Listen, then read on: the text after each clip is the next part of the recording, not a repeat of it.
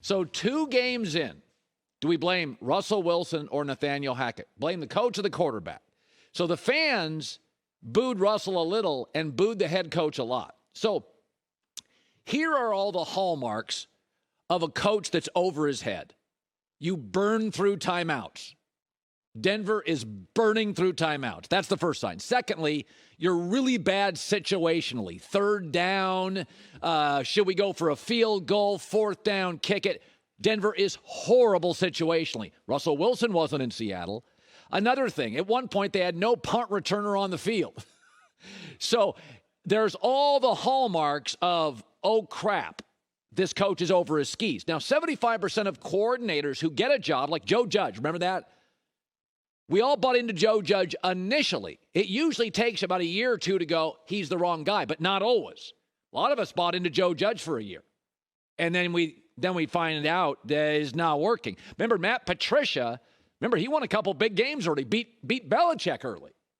So it takes a while, but not all the time. Jim Tom Sula, San Francisco, disaster first month in. Freddie Kitchen, Cleveland, very bad, very early. And again, you're seeing the hallmarks of a coordinator who is just that. And this is something to think about. What were Nathaniel Hackett's responsibilities in Green Bay? Matt LaFleur, an offensive coach, ran the team. And Aaron Rodgers is a strong-willed quarterback, veteran quarterback. So how much did Nathaniel Hackett do in Green Bay?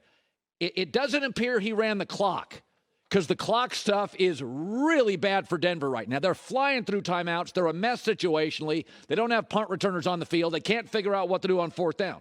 So my question is, what did he do in Green Bay? The headline this morning in Denver, this is from a newspaper, thank goodness Russell Wilson grabbed the wheel of the clown car from the clueless Bronco Nathaniel Hackett.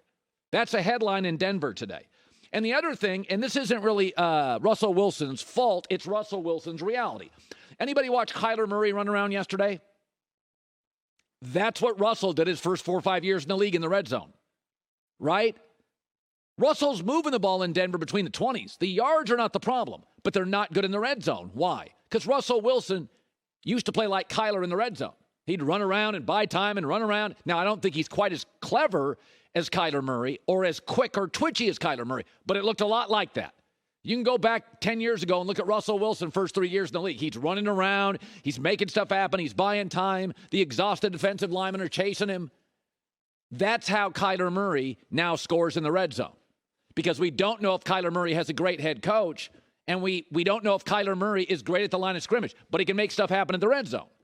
Well, Russell used to do that. That's not Russell now. He's been hit a few times. He's put on 15 to 20 pounds. He's not a runaround guy in the red zone. So the yards are fine. But how do you score in the red zone?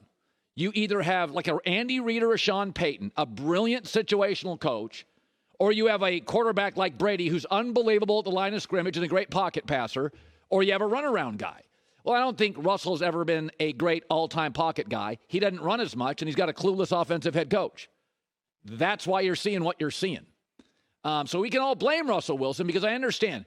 You always want to. It's always the quarterback's fault. Quarterback gets the glory, and the coach gets the blame. Right? I understand that. When the Packers lose in the postseason, it's McCarthy and Matt LaFleur. It's never Aaron. I get it. But there's a convergence of things. A young coach that right now is completely over his skis. A veteran quarterback who doesn't move like he used to. And that is what is happening. In the red zone, Denver is a mess. All right, let's talk 49ers. So it is possible in life. I know it seems very complicated, but it's actually possible to think 2 things at once. That sucks for Trey Lance. He got hurt. Rehab stinks. He needs time. He needs patience. He needs reps. It stinks for him. I know him a little. He's a great kid. It stinks for him. You can think that. And simultaneously, you can think this. Jimmy Garoppolo's a better quarterback today, and the Niner players, did you see him celebrate after that first touchdown? They all know that Jimmy Garoppolo is better today. And players don't care about 2026, 2025. They don't care about the tarmac. You're busting your arse as an offensive lineman, ruining your body for the next 16 weeks. You have no interest in the future. You got an interest in Sunday winning now. And San Francisco now is a better football team. Yeah, it sucks for the kid. Well, I don't like the play calling. Kyle Shanahan was calling plays for a young quarterback that he thought would be effective. By the way, this is why they re-signed Jimmy Garoppolo. They knew Trey Lance, as a distributor, a passer, wasn't ready yet. So they were going to have to run him a lot, and their concern was it's football. He could get banged up. He did, and now Garoppolo comes in, and everybody's like, well, I like the play calling better because they're not going to run Garoppolo because he can throw from the pocket. So the Niners yesterday went from the teaching business to the winning business. They were in the teaching mold when the day started. Let's be patient. Let's give Trey time. Let's get him snaps. And now they're in the let's go win games. So you can think two things at once. You can feel bad for the kid, and it sets back his, career. You can feel bad for him. Broken ankles stink. He won't be able to push off on his foot for 6 months. It'll just delay everything. But you can also think immediately, watch the Niners. Folks, the Niners do not have their Hall of Fame tight end or their star running back. You can't have those two cogs missing and try to teach a quarterback how to play. That's why they couldn't move the ball. They've never needed Jimmy Garoppolo more than they need him now. The Rams are for real. Arizona's dangerous. The heart of their schedule is coming up. Go look at San Francisco's games. They don't have Kittle. They don't have their star running back. And their right side of their O-line is just okay. That is not a time to be teaching somebody how to play a position that's the most important position in football. This team is built to distribute the ball to their playmakers. And that is Garoppolo's strength. And 24 hours ago, that's kind of Trey Lance's weakness to this point. Yes, I think Trey's got more upside. There's no question. But you were in the teaching business 24 hours ago. Now you're in the winning business with a lower ceiling. And I think that that's what teammates want. Watch the reaction when San Francisco scores.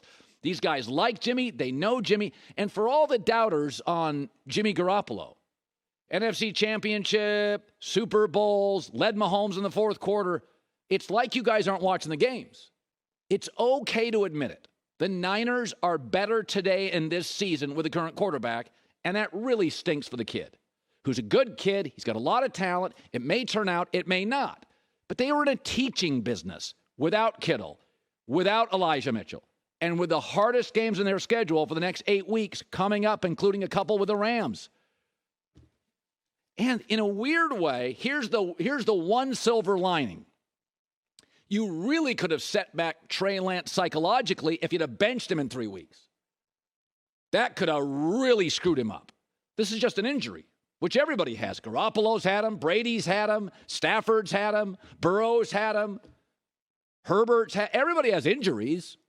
So you can still be confident that you get your rehab and be better. What really messes with a young person's head is, yeah, we don't think you're good enough.